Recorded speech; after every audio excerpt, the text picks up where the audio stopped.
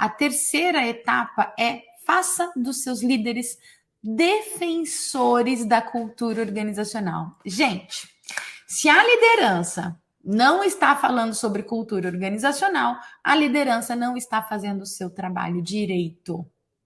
Eu vou repetir. Se a liderança não está falando sobre cultura organizacional, a liderança não está fazendo direito o seu trabalho. Os líderes da organização precisam ser os defensores da cultura.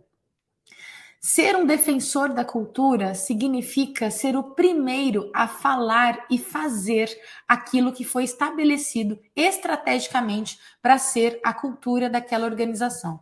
Então, a construção de uma cultura forte e saudável em qualquer empresa está nas mãos da liderança. Se a cultura, né, organizacional define determinados valores, né, porque a cultura é baseada em valor,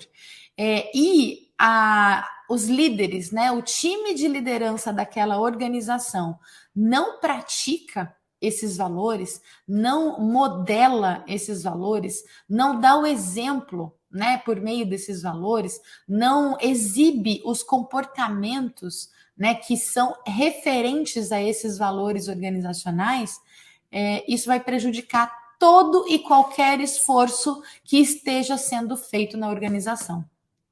Inclusive os esforços estratégicos, né? O que a liderança chama de estratégia. Se a liderança não estiver se comportando de acordo com os valores organizacionais, todo o trabalho que é feito de desenvolvimento humano, de desenvolvimento organizacional, vai por água abaixo. Então, os times, os membros das equipes, eles vão perceber que existe uma incoerência entre os valores que são declarados na organização e entre os comportamentos que são vividos pela liderança. Então, eles podem até começar a imitar os comportamentos negativos. Por quê? Porque se a liderança está fazendo, eles passam a acreditar que se eles fizerem igual à liderança, eles serão recompensados por aquilo. Olha só que loucura isso.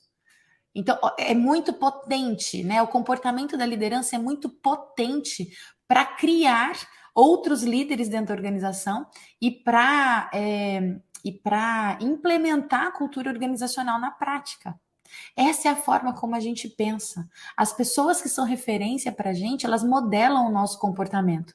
Então, na liderança, no caso, né, para os líderes eles modelam os comportamentos dos colaboradores, sejam esses comportamentos bons ou ruins. Sejam esses comportamentos se esses comportamentos forem coerentes aos valores organizacionais ou não. Eles vão modelar.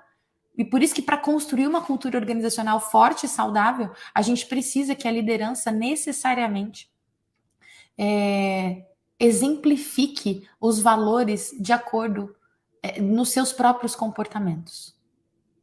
Faz sentido isso?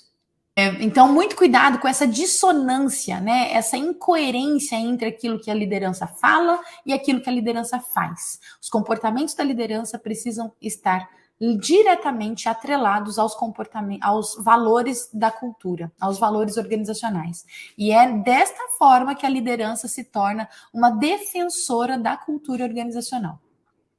A equipe de liderança, né, os times de líderes da organização, eles podem sim ajudar a construir, podem e devem, né, ajudar a construir a cultura certa para aquele lugar. Mas esses valores, eles precisam estar presentes na vida desses líderes em todas as situações, em todos os aspectos da sua vida profissional. Isso significa, né, que os líderes eles vão discutir abertamente a cultura, né, os valores da organização, eles vão incorporar o feedback dos colaboradores, né, nos seus esforços de defender a cultura da organização também. Tudo que a liderança faz precisa estar atrelada à cultura organizacional. Senão, os líderes não estão fazendo a coisa certa. Eles não estão fazendo a coisa certa.